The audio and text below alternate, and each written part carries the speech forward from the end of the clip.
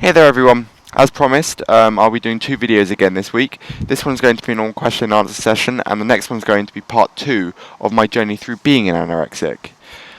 Just before I start off this video, I'd like to say that in future videos I intend on interviewing other people, and this is partly due to the fact that some of you may be getting fed up with my voice, but also it may give you some other ideas on how to go about treating eating disorders, how to try and get better yourselves. And the kind of people that I'm looking for are people with eating disorders, and this can be anything.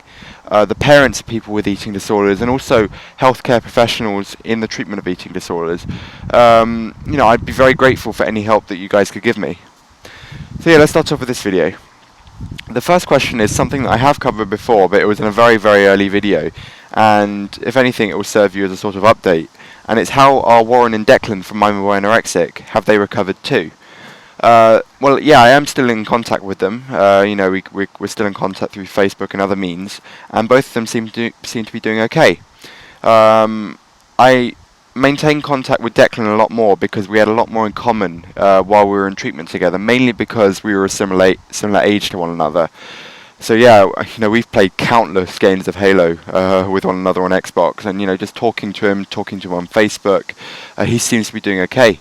He's got a girlfriend at the moment, and he's perfectly happy with his life. He's looking great, as is Warren too. Yeah, all three of us seem to be doing okay.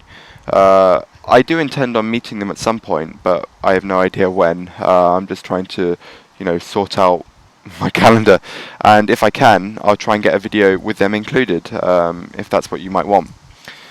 The next question is from a parent with someone who has an eating disorder, and it's, can you try and tell me what it's like to be in the mind of someone with an eating disorder? And before I start trying to answer this question, it's a very difficult concept to grasp because an eating disorder is very different for every person. And on top of that, it's a very exaggerated state of mind. So trying to explain it to you will involve, a lot of things that you wouldn't have thought to be possible, but they are in the mind of a person with an eating disorder. So I'll try and do it from my point of view because I can't possibly relate to other people with eating disorders in terms of what was going on in my mind. And so yeah, I'll be talking about this in my part 2 video, which I'll be releasing today as well. But it all started with me trying to get fit. That was what I wanted. I wanted to look good, and together with the body dysmorphia, I started to lose a lot of weight. And this came from a voice inside my own head, and to try and put a face on it would be utterly futile because this is a sort of faceless being. Just imagine that your mind is completely clouded with mist, and there is a voice in that mist telling you what to do. That is what anorexia was like for me. It was a voice telling me exactly what I had to do. I couldn't see what it was, but I was too scared to confront it. And if I try to go against it by, say, eating something that I wasn't allowed to eat, I would be harshly punished. The guilt I would feel after eating something I know that I shouldn't have been eating, well, that would have been normal for anyone else to eat, but something that I know that I shouldn't eat. I would feel so guilty. It's unreal. I would run to my room and do countless sit-ups, countless press-ups, and as a result, you sort of go through the motions, and then you just become completely submissive to this, faceless voice in the back of your mind, and it's incredible that you can feel so powerless to yourself. And as the disease starts to take hold, you just sort of become an empty shell, listening to this voice that is going on inside your head, and as a result, you aren't yourself. And if there's a message in that, it is that if you're trying to help someone with an eating disorder, you can't really go about it how you would how they were before, because that isn't them at the present. So you need to be a lot more careful in how you deal with them. And I will be covering this in the next question and answer session because it has been raised about how to talk to someone with an eating disorder. The next question is someone, it's not really a question, it's a sort of by-statement from someone who was asking me a question, and it's what they said is, I've forgotten what is important in my life. And this is, something that's very common to so many people suffering with eating disorders because they just become submissive. and they're not living the life as they would want to. And I may have said this in previous videos, but if you can, try and remember what you used to find enjoyable.